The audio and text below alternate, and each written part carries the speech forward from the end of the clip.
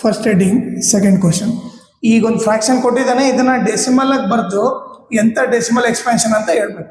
First ಇದು fraction decimal ಅಲ್ಲಿ ಬರೆಯೋಣ. ಸೊ 1ನ ಎದರಿಂದ ಡಿವೈಡ್ ಮಾಡಬೇಕು? 11ಇಂದ. 1ನ 11ಇಂದ ಡಿವೈಡ್ ಮಾಡಬೇಕು.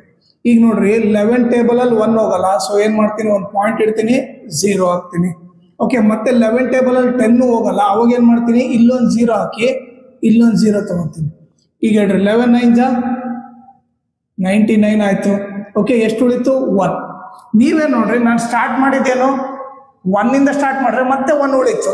ಸೊ ನಾನೀಗ ಮುಂದೆ ಮಾಡಿದ್ರೆ ಮತ್ತೆ ಅದೇ ನಂಬರ್ ರಿಪೀಟ್ ಆಗುತ್ತೆ. ಈ 09 ರಿಪೀಟ್ ಹಾಕಂತ ಹೋಗುತ್ತೆ.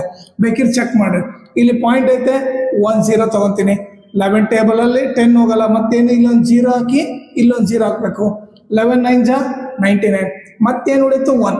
ಸೊ ನಿಮಗೆ 0.0909 ಹಿಂಗೆ ರಿಪೀಟ್ ಹಾಕಂತ ಹೋಗುತ್ತೆ. ಓಕೆನಾ? ಸೊ 1/11ನ ಏನಂತ ಬರಿಬೋದು? 0.09 ರಿಪೀಟ್ ಆಗುತ್ತಲ್ಲ, ಸೊ ಅದಕ್ಕೆ ಏನ್ ಬರ್ತೀವಿ? 0.09 ಬಾರ್ ಅಂತ ಆಗ್ತೀವಿ. ಅದ್ರ ಮೇಲೆ ಬಾರ್ ಹಾಕಿವಿ ಅಂದ್ರೆ ಈ 09 ಹಂಗೆ ರಿಪೀಟ್ ಹಾಕಂತ ಹೋಗುತ್ತಂತ ಅರ್ಥ. ಓಕೆ, ಆಮೇಲೆ ಈಗ ರಿಮೈಂಡರ್ 0 ಬಂದಿಲ್ಲ ತಾನೆ, ರಿಮೈಂಡರ್ 0 ಬಂದಿಲ್ಲ. ಸೊ ನಾವೇನ್ ಬರಿತೀವಿ ಇದನ್ನ? ನಾನ್ ಟರ್ಮಿನೇಟಿಂಗ್ ರಿಮೈಂಡರ್ 0 ಬಂದಿಲ್ಲ ಅಂತ ನಾನ್ ಟರ್ಮಿನೇಟಿಂಗ್. ಆಮೇಲೆ ರಿಪೀಟ್ ಆಗ್ತಾನೆ ಇದಲ್ಲ, ಸೊ ಅದಕ್ಕೆ ಏನ್ ಬರ್ತೀವಿ? ನಾನ್ ಟರ್ಮಿನೇಟಿಂಗ್ ರಿಪೀಟಿಂಗ್ ಡೆಸಿಮಲ್ ಎಕ್ಸ್ಪಾನ್ಷನ್ ಅಂತ ಬರೀತೀವಿ.